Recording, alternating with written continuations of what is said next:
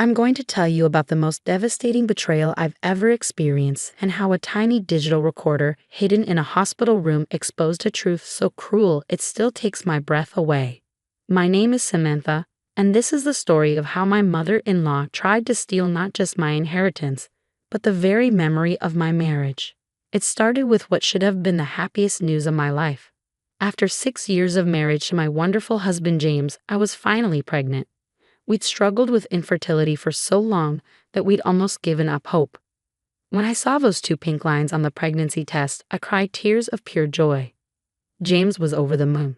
He immediately started planning the nursery, researching the best schools in our area, and talking about teaching our child to play guitar just like his father had taught him. We were both 34, financially stable, and ready to become parents. Everything seemed perfect.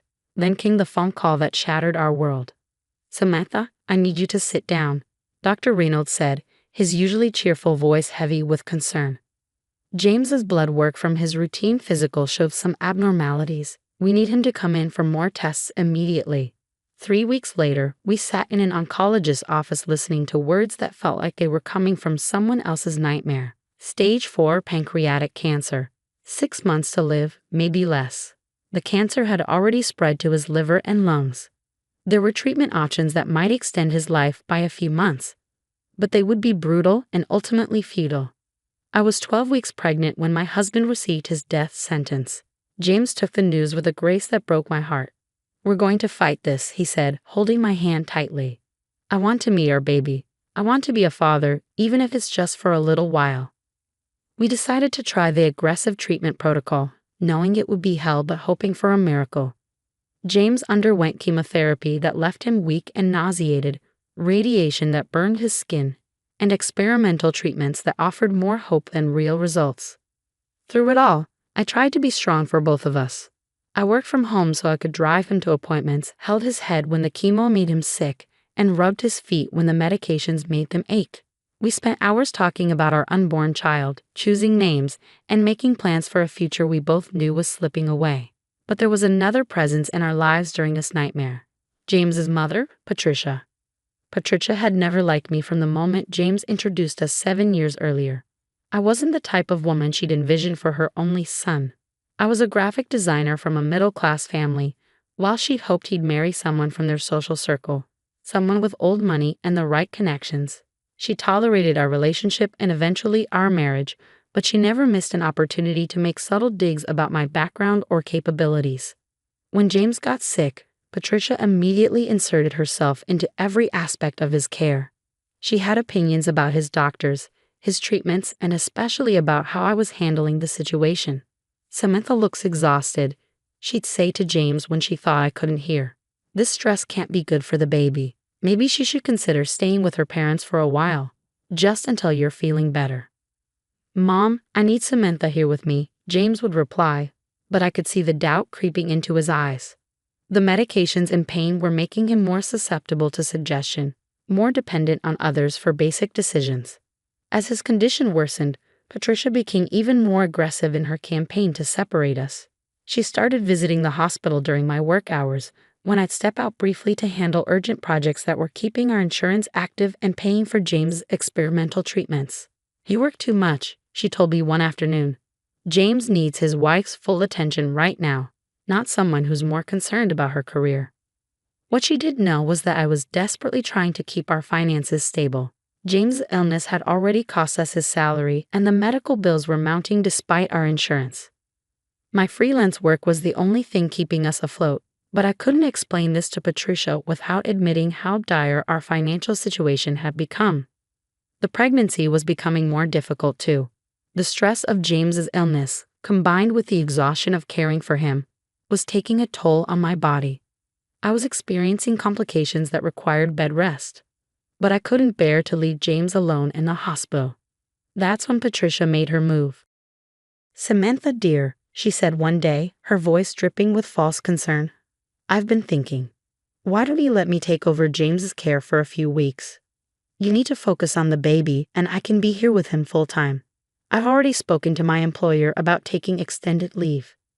James was having a particularly bad day, weak from his latest round of chemotherapy and struggling to stay awake for more than a few hours at a time. When he heard his mother's offer, he looked at me with eyes full of guilt. "Maybe Mom's right, Sam. You need to take care of yourself and the baby. I don't want anything to happen to you because of me." Against every instinct in my body, I agreed to let Patricia take over his primary care for 2 weeks while I followed doctor's orders for bed rest. It was the biggest mistake of my life. During those 2 weeks, Patricia barely let me speak to James on the phone. When I did manage to reach him, he sounded different, distant, and confused. He started asking strange questions about our finances, about my family, about decisions I'd supposedly made without consulting him. "Sam, Mom says you've been meeting with lawyers about my will," he said during one brief call. "Is that true?" I was shocked. "James, I haven't spoken to any lawyers. I wouldn't make decisions about your will without you. We need to discuss that together." But his response chilled me to the bone. "I don't know what to believe anymore. Mom says a lot of things, and you're not here to defend yourself." When I tried to visit the hospital the next day, Patricia met me at the elevator. "I'm sorry, Samantha, but James isn't up for visitors today. He's having a very difficult time, and the doctors think too much stimulation might be harmful." "I'm not a visitor," I said, my voice rising. "I'm his wife." "And I'm his mother," she replied coldly. "I've been taking care of him since before you existed, and I know what's best for him right now." Security was called when I refused to leave, and I found myself escorted from the hospital where my dying husband was being kept from me by his own mother. That night, I called James' oncologist directly. "Dr. Martinez, this is Samantha. I need to know what's happening with my husband's care. His mother is preventing me from seeing him." There was a long pause. "Mrs. Anderson, I'm confused. According to my records, your husband's medical power of attorney was changed last week. His mother is now listed as his primary decision maker." The world tilted sideways. "That's impossible. I never agreed to that. James would never." "I'm sorry, but the paperwork was filed properly and appears to be in order. If you have concerns, you'll need to address them with the family directly." That night, I barely slept. Something was terribly wrong, but I couldn't figure out how to fix it. James was dying, I was pregnant and on bed rest, and somehow I'd been completely cut out of my own husband's medical care. 3 days later, Patricia called me with the news I'd been dreading. "Samantha, you need to come to the hospital immediately. James is asking for you. I think it's time." I drove to the hospital in a state of panic and grief, my hands shaking on the steering wheel. When I reached James' room, I barely recognized the man in the bed. He'd lost so much weight, and his skin had a grayish pallor that told me everything I needed to know. "Sam," he whispered when he saw me, his voice barely audible. "I'm sorry. I'm so sorry." I took his hand, fighting back tears. "Sorry for what, baby? You have nothing to be sorry for." "The will," he said, his eyes struggling to focus. "I changed the will. Mom said, she said you didn't want the burden. She said you wanted to start fresh after I'm gone." My heart stopped. "James, what are you talking about? What did you change?" But he was fading again, the pain medication pulling him back into unconsciousness. I looked at Patricia, who was standing in the corner with an expression I couldn't read. "What did you do?" I demanded. "I protected my son's interests," she said quietly. "He was making decisions based on emotion rather than logic. I helped him see clearly." James died 6 hours later, with me holding one hand and Patricia holding the other. My last words to him were "I love you," but I'll never know if he heard them. The funeral was a blur of condolences and casseroles, but the real shock came a week later when Patricia asked me to meet her at her lawyer's office for the reading of James's will. The document was devastating. According to the new will, James had left me a small life insurance policy, enough to cover immediate expenses, but everything else went to Patricia. The house we bought together, his savings, his retirement accounts, even his personal belongings were now hers. "James was concerned about your ability to manage such a large inheritance while dealing with a new baby," the lawyer explained, reading from a letter James had supposedly written.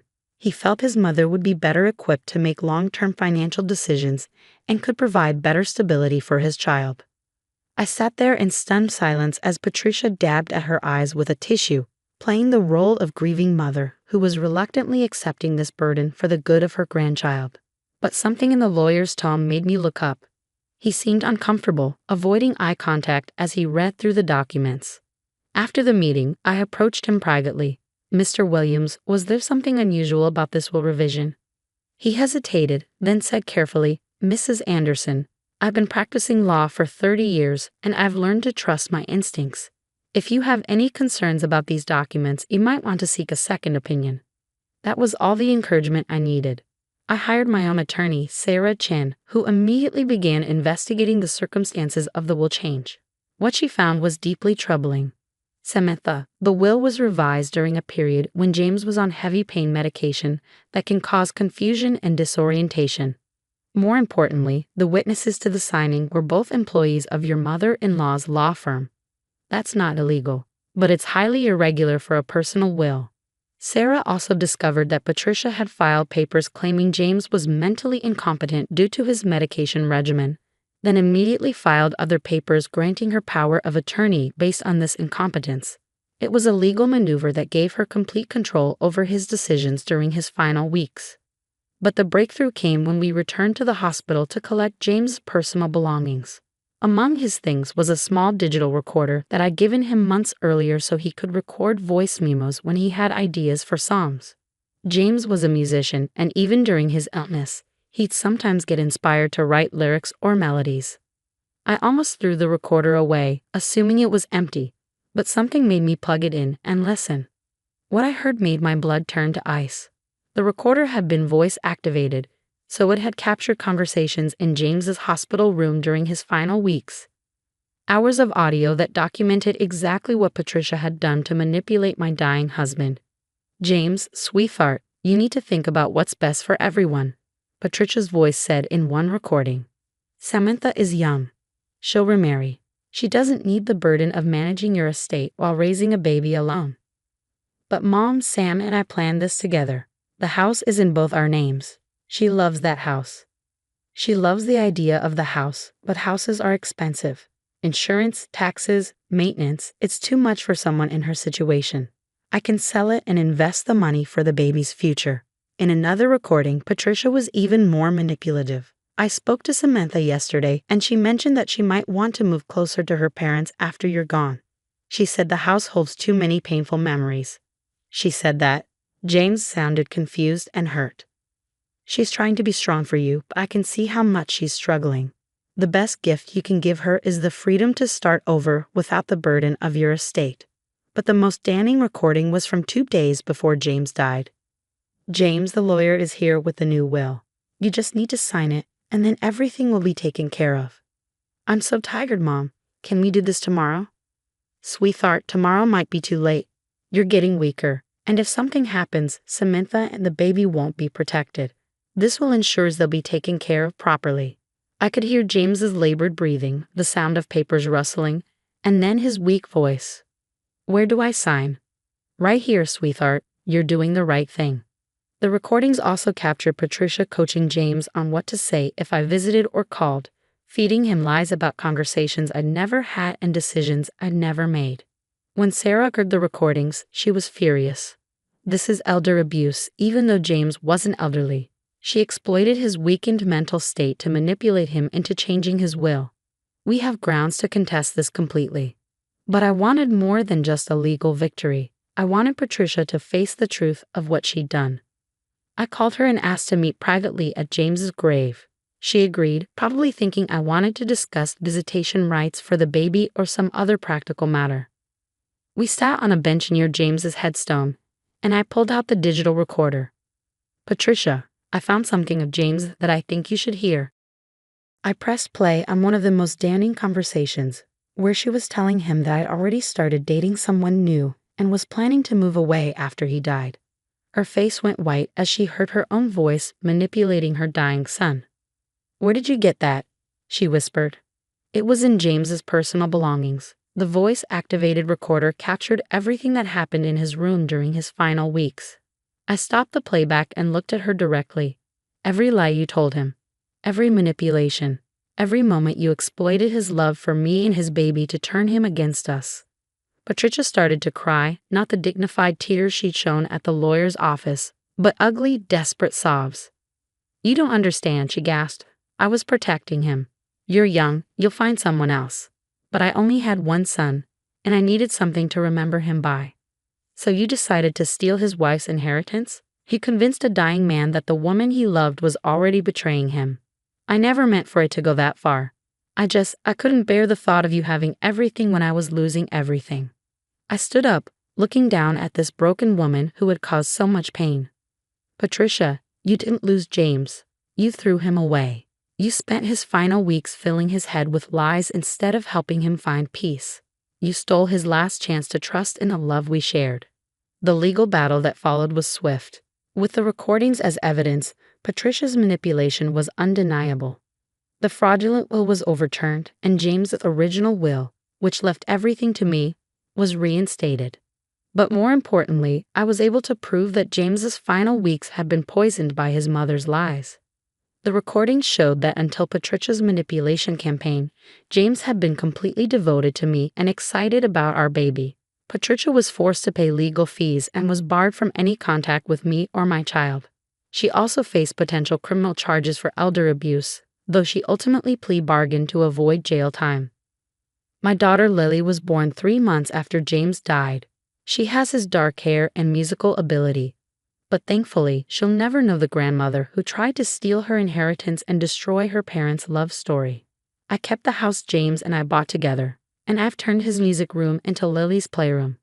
Sometimes I play the recordings for her, not the manipulative conversations, but the early ones where James talked about how excited he was to be her father and how much he loved me. "Your daddy loved us so much," I tell her as we listen to his voice. "He never stopped loving us, no matter what anyone tried to make him believe." The hardest part isn't the financial loss we almost suffered, it's knowing that James died believing I had betrayed him. Patricia stole his peace in his final moments, and that's something I'll never forgive. But I've learned something important about truth and love. Patricia thought she could rewrite our story, manipulate the facts to create a different reality where I was the villain and she was the victim. She almost succeeded. The truth, however, has a way of revealing itself. Love leaves evidence, and sometimes that evidence comes in the form of a small digital recorder that captures not just words, but the destruction of trust and the power of manipulation. Today, Lily is 2 years old, and she's the light of my life. I tell her stories about her father every day, sharing the man he really was. Not the confused, medicated patient Patricia manipulated, but the loving husband who was so excited to be a father. Patricia sends birthday cards that I throw away unopened.